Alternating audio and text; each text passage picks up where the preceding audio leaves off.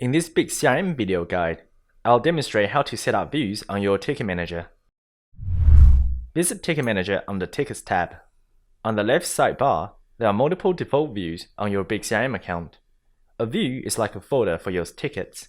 You can categorize your tickets using views. If you wish to personalize or set more views for your tickets, go to Views. On the Views page, you can modify which default views should be displayed on the Ticket Manager. By clicking the Create Your First View button under Your Views, you can create a new view. Name your first view and click Save.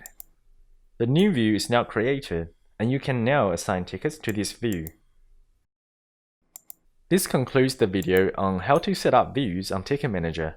If you require assistance in setting up views on BigCRM, please contact BQool support on our live chat. Alternatively, you could email us at support@bqool.com for further assistance.